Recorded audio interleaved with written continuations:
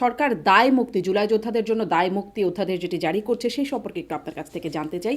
আমরা দেখলাম মাননীয় আইন উপদেষ্টা তিনি যখন বলছিলেন, আপনিও ছিলেন সেখানে, যে পহেলা জুলাই থেকে 31শে আগস্ট পর্যন্ত এই অধ্যাদেশ মানে দায় মুক্তি দেয়া হচ্ছে।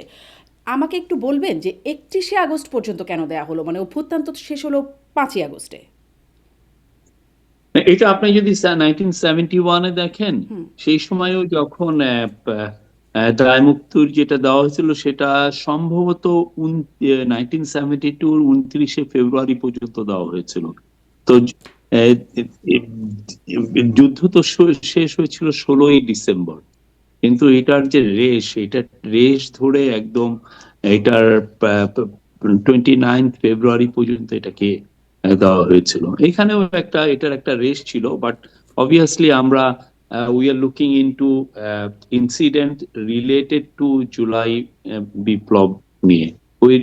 জুলাই বিপ্লব রিলেটেড ইনসিডেন্টকে এই এইখানে দায় মুক্তি দেওয়া হয়েছে। জি, কিন্তু জুলাই মানে বিপ্লব রিলেটেড ইনসিডেন্ট আপনাদের মানে আসিফ নজরুল বলছেনও যে জুলাই গণঅভ্যুত্থানকারীদের এটা শুধুমাত্র গণ অভ্যুত্থানকালে রাজনৈতিক প্রতিরোধের উদ্দেশ্যে। গণ অভ্যুত্থান মানে আগের প্রশ্নের সাথে এটি একই রকম, যে গণ অভ্যুত্থান তো শেষ হয়ে গেল, এবং রাজনৈতিক প্রতিরোধের উদ্দেশ্যে, এবং রাজনৈতিক প্রতিরোধ বলতে কি বোঝাচ্ছে সেটাও তিনি বলে দিলেন। ফ্যাসিস্ট সরকারের পতনের মাধ্যমে গণতান্ত্রিক শাসন ব্যবস্থা পুনরুদ্ধারের লক্ষ্যে পরিচালিত কর্মকাণ্ডকে বোঝানো হয়েছে।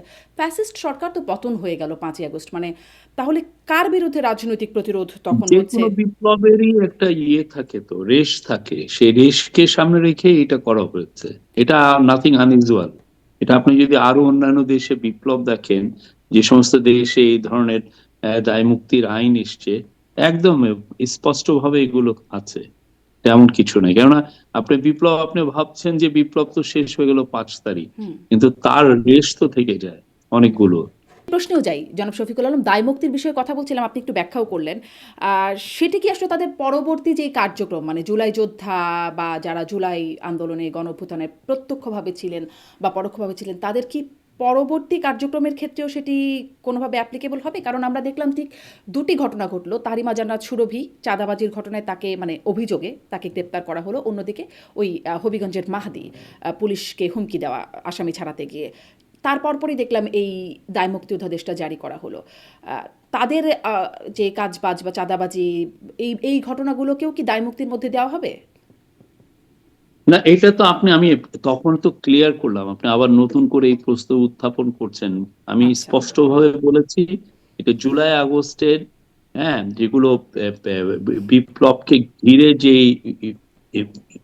ইনসিডেন্ট, সেগুলোকে নিয়ে দায় মুক্তি, এর বাইরে না। প্রশ্নটা কেন উত্থাপন করছি, কারণ ধরেন আন্দোলনের একদম প্রবাদ পুরুষ যাদেরকে আমরা দেখলাম তাদের নামে অনেক অভিযোগ, যেমন যখন সরকারে ছিলেন, উপদেষ্টা ছিলেন আসিফ মাহমুদ, তাকে ঘিরে অনেক অনেক অভিযোগ আসছে। তার এপিএসের দুর্নীতির বিষয়ে, তার বাবার দুর্নীতির বিষয়ে, এবং তারও নানান রকম বিষয় আসলে এসেছে। এমনকি চাঁদাবাজির খবর এসেছে, যে চাঁদাবাজির অভিযোগে শাম্মী আক্তারের বাসায় চাঁদাবাজি যিনি করতে গেলেন, তিনিই বলেছেন, ধরা পড়ে যিনি পড়েছেন তিনি বলেছেন যে তার এটি আসিফ মাহমুদের সম্পৃক্ততা ছিল, কিন্তু তার কিছু হলো না। তারপরে আমরা দেখলাম উপদেষ্টা মাহফুজ আলমের ভাই, তারও একটা ফোনালাপ টেন্ডারবাজি বিটিভির, হ্যাঁ, সেটি ফাঁস হলো। সেটি নিয়েও দুদক কোনো ব্যবস্থা নিল না। আমরা দেখলাম হান্নান মাসুদের সেই বক্তব্য, যেখানে বলছিলেন যে গ্রামের সবচেয়ে ভাঙা বাড়িটি আমার, এবং তারপরে বলছেন যে সবচেয়ে ভালো বাড়িটি আমাদের। মানে এই যে ব্যাপারগুলো ঘটে গেল, কোনো তদন্তও তো হলো না। তারা কি দায়মুক্ত এগুলো হলো? জিনিস আপনি কিভাবে বলছেন, পুরো জিনিসটা হি সেড শি সেড এর মধ্যেই আছে। জিনিসটা একটা অভিযোগের মধ্যে আছে। আমি অভিযোগ করছি যে ওইটা আমাকে বলছেন আই শফিকুল আলম 1200 কোটি টাকা বানিয়েছেন, 1500 কোটি টাকা বানিয়েছেন, এই কত ধরনের কত কথা। এখন আপনি কথা বললে আপনি এটাকে নিবেন নাকি? মূল কথা হচ্ছে যে আপনি কংক্রিট এভিডেন্স আনেন, এভিডেন্স এনে বলেন যে এই যে এভিডেন্সে দেখা যাচ্ছে যে উনি এই করাপশনটা করেছেন। তো সেই কাজটা তো আমরা দেখছি না। কেউ কোনো পত্রিকায়, বাংলাদেশের পত্রিকাগুলো যথেষ্ট স্বাধীন এখন। আসিফ মাহমুদ সজীব ভুঁইয়া এখন পাওয়ারেও নাই, আর তারা তো এখন রিপোর্ট করতে পারে উনি কি কি কাজ করেছেন, কোথায় কোথায় ওনার কাজের যেটা যেইভাবে কাজ করার কথা সেটা করেন নাই, বা কোথায় উনি পাওয়ার অ্যাবিউজ করেছেন, কোথায় উনি করাপশন। ওনারা এখন they are free to do any report. তো সেটা তো না করে আপনারা আগে কি ও এইটা বলছে এইটা বলছে, এগুলো অনেক ক্ষেত্রে যেটা হচ্ছে পলিটিক্যাল রেটোরিকের মতো। হুম, মানে কিন্তু মানে এগুলো দুদক তো কংক্রিট এভিডেন্স ছাড়া একটা গভর্নমেন্ট কখনো একটা এই বিষয়গুলোতে ইনভেস্টিগেট করে না। আপনি কংক্রিট এভিডেন্স আনেন, অবশ্যই গভর্নমেন্ট দেখবে। জি, অভিযোগই তো দুদক, মানে দুদকের কথা বলছি, তো অভিযোগই তো একটা অভিযোগ উঠলে তো দুদক অভিযোগের স্বয়ংক্রিয়ভাবে মধ্যেও বা তো স্বতঃপ্রণোদিতভাবে তো সারবস্তু থাকে। ফোনালাপ আপনি দেখা যাচ্ছে, অভিযোগের মধ্যেও তো ফোনালাপ শোনা সারবস্তু যাচ্ছে। থাকে। শোনেন, অভিযোগের মধ্যে তো সারবস্তু থাকে। কারণ অভিযোগের মধ্যে যদি কিছু না থাকে, এটা একটা হয়রানিমূলক কথাবার্তা বলার জন্য।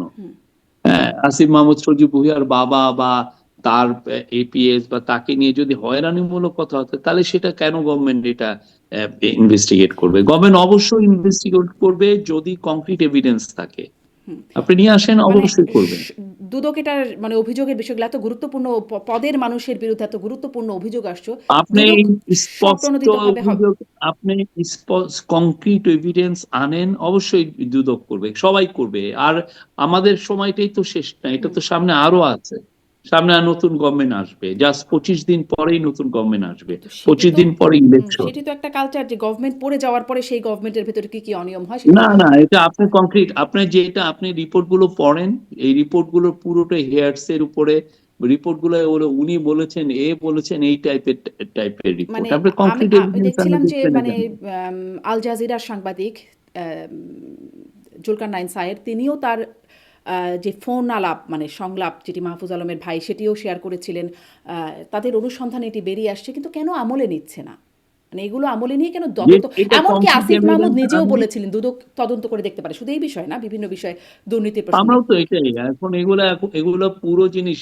বাংলাদেশে তো এই ধরনের রিপোর্ট সামনে হয় নাই। আবার বড় বড় যারা নিউজ পেপার আছেন, যারা ইনভেস্টিগেটিভ ওয়েবসাইট, তারা ইনভেস্টিগেট করে দেখুক যে এই জায়গায়, এবং তারা আমাদেরকে বলতে পারে যে না, গভর্নমেন্ট এখানে সিরিয়াসলি পার্সিউ করতেছে না, সেটাও বলতে পারে। কিন্তু কথা হচ্ছে যে এখন সোফার যা হচ্ছে, এটা হচ্ছে ওনাকে বিরুদ্ধে এটা আছে, ওনার বিরুদ্ধে এটা বলা আছে, এই টাইপের কথাবার্তা চলছে। জি, বাট এটা দিয়ে তো আর গভর্নমেন্ট বা কোনো এন্টি করাপশন কমিশন তো সে এটা নিয়ে তো আর কাজ করতে পারে না।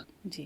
কিন্তু যারা আসলে ধরেন যেমন সাবেক আইজিপি তিনি রাজসাক্ষী হলেন, হয়ে তার সাথে যারা আছেন তাদের অপরাধের কৃত মানে যা যা আছে সেটি তিনি বয়ান দিলেন। তেমনি ওই যে চাঁদাবাজির ঘটনায় যিনি গ্রেপ্তার হলেন তিনি কিন্তু নিজে বলেছিলেন যে এখানে আসিফ মাহমুদের সম্পৃক্ততা আছে, কেউ তদন্ত করলো না, কেউ একটু প্রশ্নও করলো না সরকারের পক্ষ থেকে তখন। ওনার অভিযোগটা খুবই, উনি যদি খুব কংক্রিট এভিডেন্স নিয়ে আসতেন, হ্যাঁ, আমি এসে বললাম যে আমার উনি এই কাজ করছেন, উনি 200 কোটি টাকা বানিয়েছেন, 300, এটার উপরে তো আর তদন্ত হয় না। আপনি কংক্রিট এভিডেন্সটা নিয়ে আসতে হয়। কিন্তু তো সেইটা এভিডেন্স যদি না হয়, তাহলে এভিডেন্স নেওয়া তো গভর্নমেন্ট এটা কি দুদকেরও কাজ, করবে? যেমন ধরেন দুদক আনিস আলমগীর সাংবাদিক তার এখন বিরুদ্ধে। দুদকের তো, শুনেন, দুদকের অনেক অনেক কাজ আছে, যেগুলো দুদক কি, আপনি যেটা আপনি আওয়াজ তুললেন সেটা দেখবে না, কংক্রিট এভিডেন্স আছে সেটা দেখবে। দুদকের তো আনলিমিটেড নাম্বার অফ হ্যাঁ, পিপল কিন্তু নাই। দুদক তো স্বতঃপ্রণোদিতভাবে মানে বা সুমোটো দুদক তো এই অভিযোগ মানে তদন্তগুলো করে বা অভিযোগগুলো দেখে, খতিয়ে দেখে, কোনো রকম অভিযোগ থাকলে সেই ক্ষমতা তো দুদকের আছে। আর যেমন অবশ্যই। যেমন যেমন দেখছিলাম যে সেটা আনিস আলমগীরের বিরুদ্ধে, যিনি ইতোমধ্যেই সন্ত্রাস বিরোধী আইনে আছেন, তার বিরুদ্ধে নতুন করে দুদক মামলা করেছে তার অর্জিত আয়ের সাথে মানে সম্পত্তির সাথে তার আয়ের অসঙ্গতির কারণ মানে দেখিয়ে। এরকম অসঙ্গতি কি জনে জনে, মানে তার বিরুদ্ধে কোনো অভিযোগ নাই, দুদকই এটা বের করলো। তো এত অভিযোগ থাকা সত্ত্বেও দুদক এই অভিযোগগুলো দেখছে না কেন? না, ওইটা উনি অবশ্যই, সেক্ষেত্রে ওনারা কনক্রিট এভিডেন্স পেয়েছেন, সেই অনুযায়ী তারা পার্সিউ করেছেন কেসটা। তো এরকম কনক্রিট এভিডেন্সের জন্য দুদক কি আসলে ধরেন আপনার আয়ের সাথে আপনার সম্পত্তির মিল আছে কিনা, বা আপনাকে নিয়ে বিতর্ক নাই, ধরেন এই যে যাদেরকে নিয়ে বিতর্ক আছে তাদেরকে নিয়ে কি দুদক করে, কেন আনিস আলমগীরের বিষয় করলো? ওনারা তো সেই রকমের কনক্রিট এভিডেন্স পেয়েছেন, সেই অনুযায়ী তারা পার্সিউ করেছেন, ইনভেস্টিগেশন করেছেন। এখানে আপনার আরো যদি আরো এলাবোরেট যদি আরো জানতে চান, আপনার ওনাদের সাথে কথা বলেন। অ্যান্টি করাপশন কমিশনের এই স্পোকসম্যান তো এই বিষয়ে কথা বলে, তো একদম যে চুপচাপ থাকে তা তো না। জি, মানে এটা কি কোনো টার্গেটেড বিষয় যে তাকে টার্গেট করে তার সম্পদের হিসাবের সাথে তার ওর আয়ের মিল আছে কিনা, এটা অসঙ্গতি আছে কিনা খুঁজে দেখা, নাকি এটা কি কোনো র্যান্ডম বিষয় নাকি টার্গেটেড বিষয়? টার্গেটেড বিষয় হবে কেন? যেখানে ওনারা যেই বিষয়ে যখনই তাদের হাতে ভালো কংক্রিট এভিডেন্স আছেন তখন দেখেন যে এটাকে পার্সিউবল কিনা, এটা পার্সিউ করা যায় কিনা। ওরা দেখেছেন যে না, এভিডেন্স, এই স্পষ্ট এভিডেন্স আছে, সে অনুযায়ী ওরা করেছেন। এখন এটা তো যে কোর্টের বিষয়, এটা কোর্ট ডিসাইড করবে যে এটা কি, এইটা প্রাইমা ফেসি এভিডেন্স এখানে আছে কিনা, এটা দিয়ে একটা কেস এগোবে কিনা, এটা তারা দেখবেন। জি। কিন্তু এত অভিযোগ থাকা সত্ত্বেও এই বিষয়গুলো কোর্ট পর্যন্তই গড়ায় না। এটাই আমার প্রশ্ন ছিল।